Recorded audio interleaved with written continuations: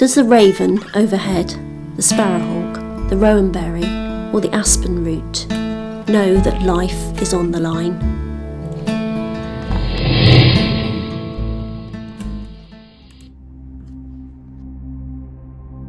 Many of you might not know what HS2 is. HS2 is high-speed rail number 2. It is an incredibly destructive project.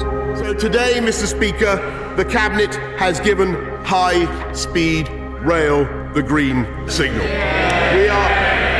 We are going to get this done.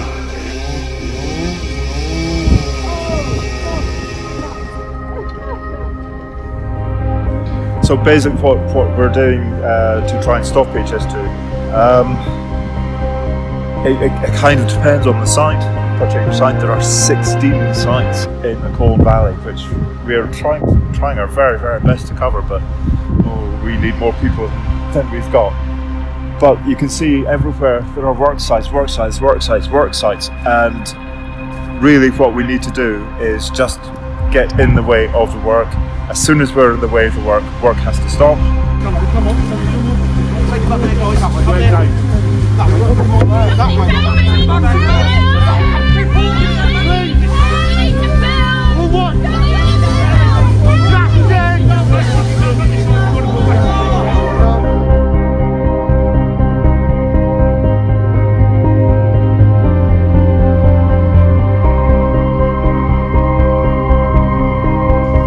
Jones Hill Wood, which is becoming rather well known, is over there. It has been divided into two.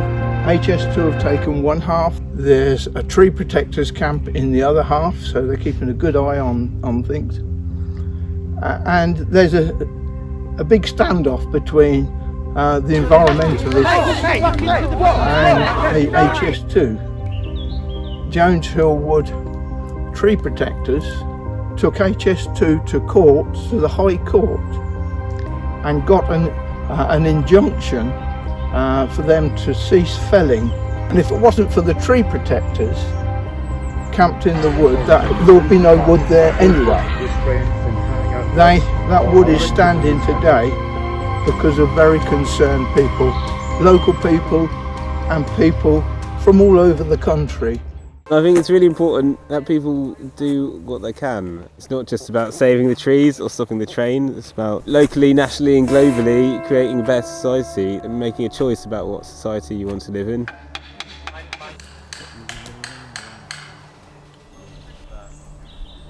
I'm an elected councillor over in West Berkshire.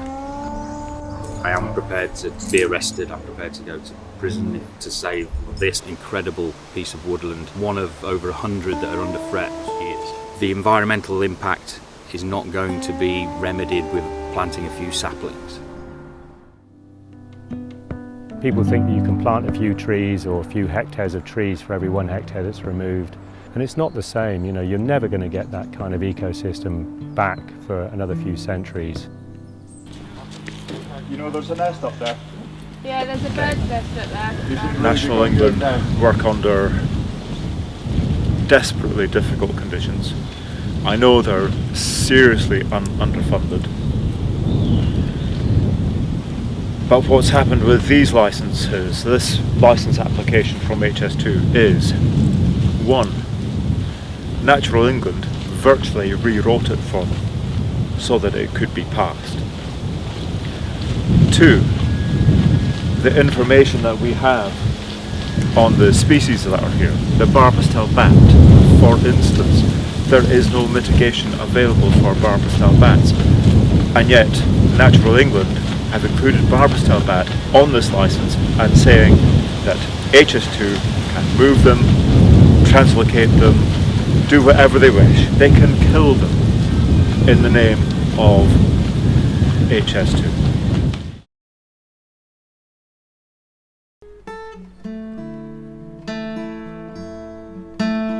The Barbastel bat is like a little bit more particular, and it likes to live just under bark when the bark's peeling off the tree. And it also really likes, well, it needs to have holly bushes underneath it, but they've cut down a lot of the holly up there So we can see when we walk a bit further up there that you can just see through the woods now, whereas you couldn't before. So they've been gradually destroying that bat's habitat. And when they first came, they did have really, like when they first evicted people from here, they had really bright lights shining all over the woods, which obviously puts them off and puts off all the animals living there. All the last 6 months, these guys have been trampling over this land without any right to do so.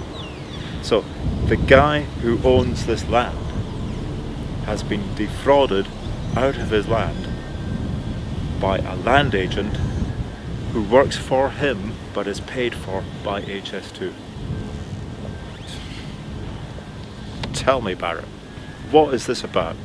I've got no right to stop anybody in our land who wants to walk down there. So the instructions we're being given is that it is owned by HS2. No, it isn't. No, it isn't. No. From that corner directly to the road, they took possession. It's legally, it's still ours. It's on our deeds. We've still got ownership because we haven't received a penny like nobody else along here. You go down there. They can't stop you going down there. You go out in the field. That's our land. That's nothing to do with HS2. It's just hollow. There's no feeling left. It used to be full up with primroses, foxgloves, bluebells, wood anemones, all sorts of things like that. Never will they come back.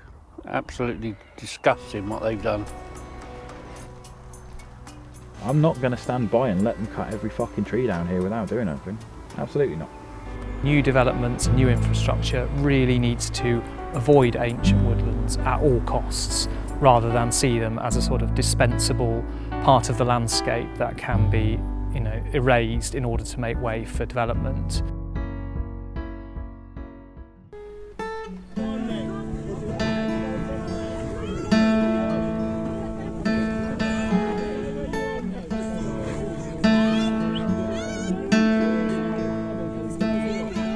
I remember when you and me